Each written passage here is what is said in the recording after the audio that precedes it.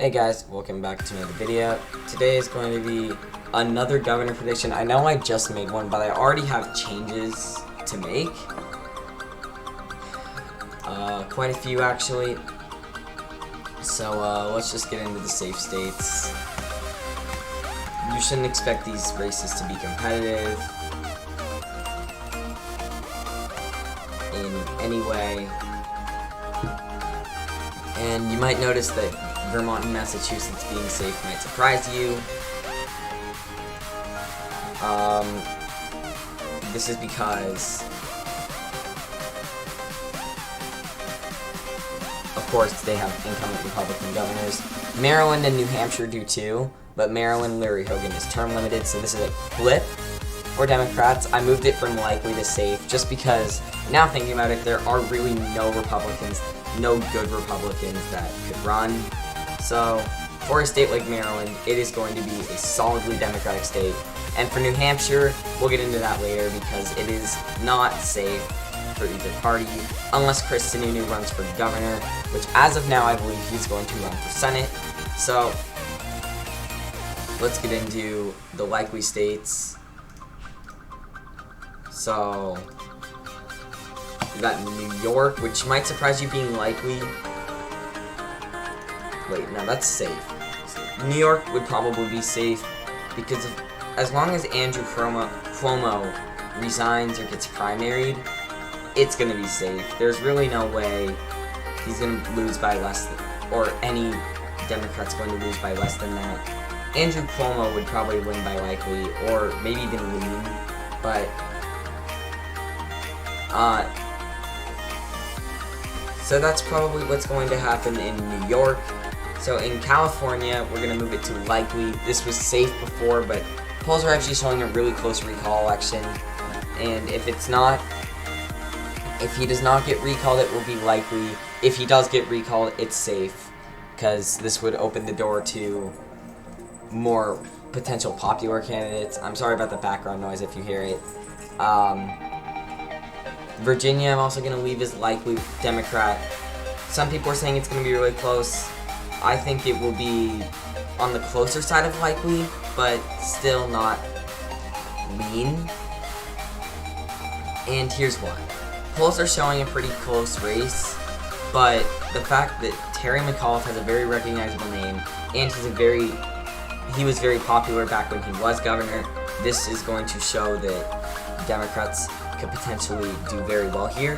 Glenn Youngkin is a very good Republican candidate, but I think that Terry McAuliffe will be able to do well enough to make it probably an 8 to 9 point margin, if I had to guess. For the state of Minnesota, we have Tim Walz running for re-election. I think that's his name. I'm not entirely sure how popular he is, but Minnesota is typically a likely Democratic state. So I think that's what we're going to see there. Now for the likely Republican states, we're going to have Iowa and Ohio. This should not surprise you. Oh, and Alaska. None of these three should surprise you. These are pretty much always likely Republican. Well, maybe not Ohio, but it's not getting... These three... Mike DeWine is probably going to win by just over 5%. Cam Reynolds in Iowa is probably going to win by 8 to 9. Probably somewhere 7 to 9. And I can't remember who the Alaska governor is right now. I'm moving South Carolina from lean to likely because Joe Cunningham, yes, is a very strong candidate for the Democratic Party, and there's not really a good... Henry McMaster is not a very popular Republican, but what I'm changing is the fact that this is still South Carolina, an 11-point Trump state, over $100 million invested in a Senate race that still went to Lindsey Graham by 10 points. This should just prove that South Carolina probably will not go below likely, and that is it. So now for the lean Democratic states, let's have the state of Oregon. And here's why I'm moving it from lean, or likely to lean, because Kate Brown, the incumbent, I'm pretty sure that's her name again. I'm sorry if I'm getting the names wrong. Won by only 6% in 2018, which was a blue wave year. So I'm going to make a guesstimate that this is going to be lean. It could be likely. Maine is going to be lean. Oh, actually, wait, I was supposed to put that as likely. My bad. The state of Maine, really nothing to talk about here. It's a likely Democratic state and probably will not shift to lean in 2022. So, yeah. Then for Connecticut is also lean. Now, you might be surprised to see this one as lean D. This is a very competitive state. And here's why I'm moving it down to lean D.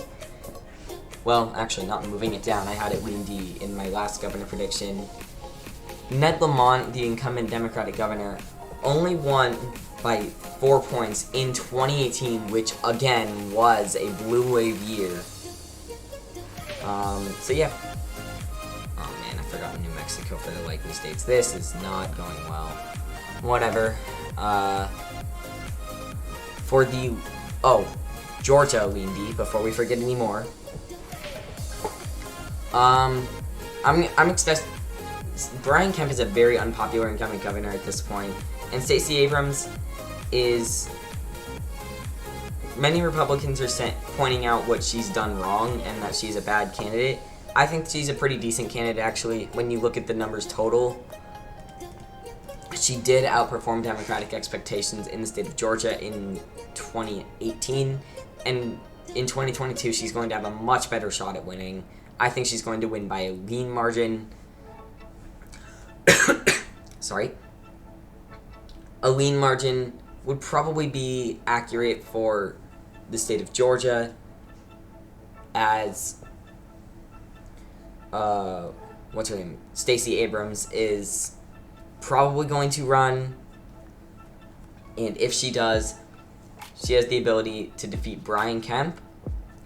And if Brian Kemp somehow gets primaried by Vernon Jones, he's also not a very good candidate for the GOP. It would still probably be lean D. Now, my next lean D state is going to be Pennsylvania. Pennsylvania, I think this is going to be lean Democratic because the state as a whole is currently... Okay, let me re-say that. What's happening in Pennsylvania is Tom Wolf is term limited, and he won by over 17 points, and the partisanship is likely going to stay there. So, Democrats do have an okay candidate, so do Republicans. So here we go. For the, one more, Nevada is going to be lean Democratic. The GOP, the only reason Nevada's lean Democratic and not like tilt, and the fact is it could be likely just because the Republican Party really doesn't have good candidates.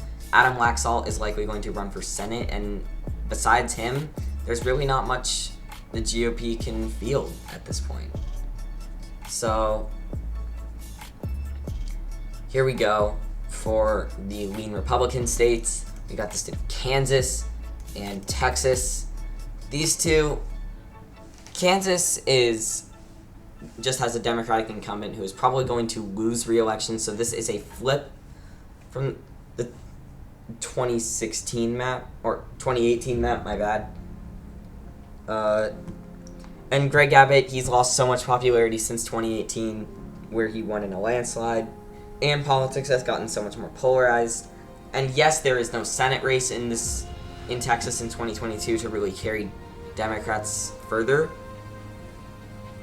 but Texas is still probably going to be a lean Republican state just because Greg Abbott is not as popular as he once was. And so now for the tilt states, I'm going to characterize Wisconsin as tilt Republican. This is actually a flip from my previous map in the previous gubernatorial prediction. And here's why. Not Scott Walker, that's the former incumbent. Tony Evers is the, he defeated Scott Walker by 1.1%. Well, Scott Walker survived a recall election, so that was pretty impressive for Tony Evers, but he is not a very popular governor right now, and Wisconsin is a Republican trending state. While I do think that the Senate race is still going to go blue, I think we can pretty much guess that Wisconsin, the gubernatorial race, is going to stay Republican, or not stay, go Republican, flip from the Democratic column. So, yes, that is my Wisconsin prediction. For the next state, I have the state of New Hampshire, or not New Hampshire, Arizona going for the Republican Party, and I mixed those two up for some reason. New Hampshire, I think, is going to be tilt Republican, and this has not changed. It's because Boyyyy is a very good candidate for the Republican Party. I think she could defeat really anyone, and Katie Hobbs is a decent Democratic candidate. That's why I think it would be tilt. But remember, gubernatorial races are not, like, they're not as polarized as Senate or presidential races. So let's look at Michigan. I'm not changing this. This is going to be a tilt Democratic state. Gretchen Whitmer, I'm pretty sure, is not very popular, but I don't think that Republicans are going to be able to pull off a victory here, because Michigan is still a Democratic leaning swing state, and as of now, I would have to guess that it's going to be tilt Democrat. Same thing with New Hampshire. I had it as lean Democratic in the previous prediction. Here's why I changed it to tilt Democratic. It's actually for the same reason Pennsylvania is lean Democrat. This is because the Republican Party, despite not having Chris Sununu run, I mean, if he does, this is safe Republican. But if he doesn't run, the reason this isn't going to go to lean Democratic is because the partisanship is still there. The Republican, the happiness of being in that Republican governorship is still there. I don't know if I worded that wrong, but that's what I think is going to happen there. So yes, New Hampshire, I think, is going to be tilt Democratic. So there's one state left on this map, and it is the state of Florida. Boy, has a lot changed here. So I actually kind of made a mistake making this video. I did not have the website pulled up. I will link it in the description, please do not worry. In the state of Florida, Ron DeSantis is now disapproved of by 5 points statewide. And he used to be very popular. I had him winning by double digits before. Currently, I do not think that is going to happen anymore. What I think is we are going to see here is DeSantis, remember, these are if trends keep up for the next 1.5 years. If trends keep up, Ron DeSantis is going to keep losing popularity, and if that continues, we are going to see a very bad thing for the Republican Party in the state of Florida, and that is that I'm moving this from likely Republican, not to lean Republican, not to tilt Republican, not to tilt Democrat, but to lean Democrat. That is what I'm expecting to see. I could be very wrong about this.